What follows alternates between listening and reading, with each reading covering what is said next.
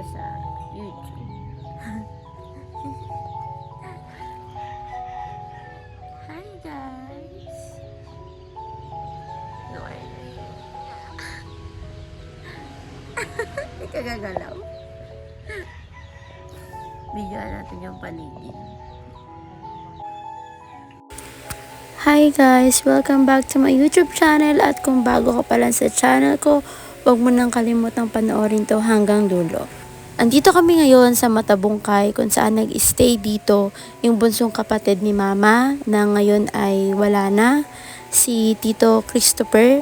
Isa siya sa mga tiyuhin namin na nag-alaga sa amin ng mga bata pa kami ni Kenneth, which is yung sumunod na kapatid ko sa akin. Vinlog ko na rin yung araw na to kasi alam kong sobrang importante nito pag once na nabalikan ko at pinanood namin nila Mama. Ano ko tata? Ang kalarayan. Upload ko to sa YouTube. Gay ka call. Ay, sabi natin Nancy. Ayan, may Ano sabi natin? Tita.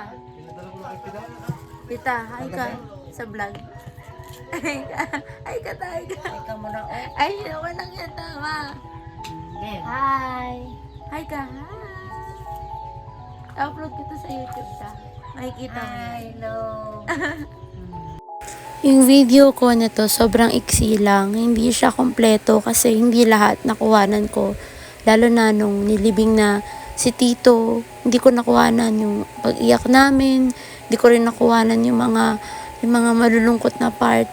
Pero kasi, nung time na yon, finil ko na lang yung moment na ito na yung last. Ito na yung last na mahatid namin yung tito ko. Kasi sobrang sakit talaga. Ano pa ako na nasasaktan na pamangkin ako. Ano na lang yung mama ko at saka yung kambal niya. Nung kasama namin dito, yung mama ko, kambal ni mama, si tita kambal, yung asawa ni Tita Kambal, at yung isa sa panganay na kapatid ni Mama, si Uncle Tata, yung pinsan ko, si Kuya Dudong, si Kenneth kapatid ko, at ako, yun, may mga lumuwas din galing sa ibang lugar, yung pinsan ko, si Lalay, yung asawa niya, si Dudot, yung kapatid ni Lalay na anak ni Tita Kambal, si Lovely, at si Uncle Luloy na kasama namin. Hindi ko na nakuhanan kasi pumunta kami dito is March 18, huling lamay na.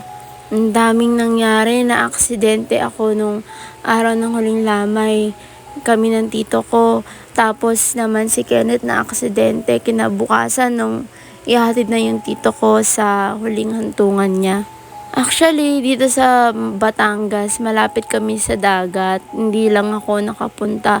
Kasi parang yung time na to, wala rin talaga ako sa mood to, alam mo yun, maligo ng dagat. Parang pinipilit ko na lang nang ngumiti or sumaya para mag-lighten man lang yung surroundings. Kasi nga ang sakit na mawalan ng tito.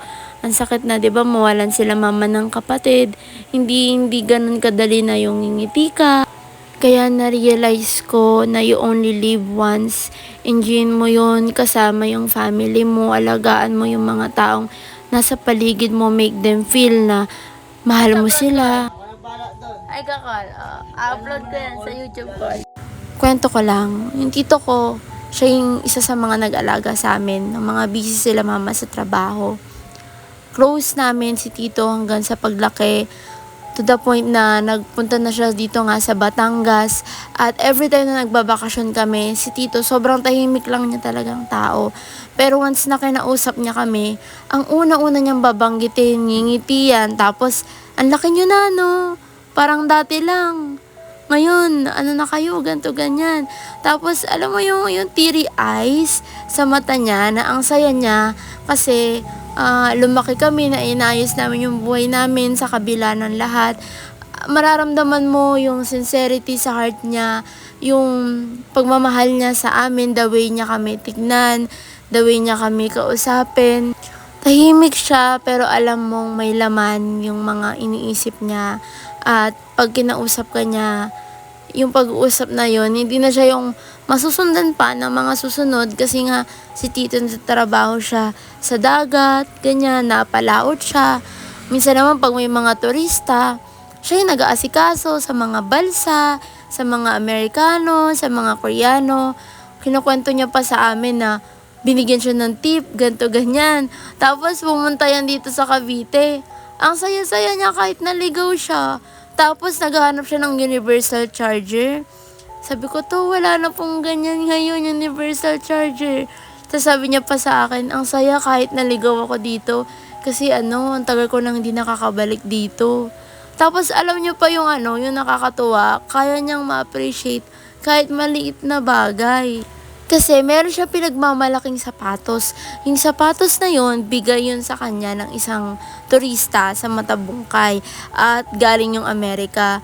Kaya nung nilibing yung tito ko, syempre sa iba may mga kasabihan, di ba? Ayun, sinama yun sa kanya sa paglibing. Salamat tito, lagi ka naming aalalahanin, lagi ka naming may isip, naging part ka na ng buhay namin.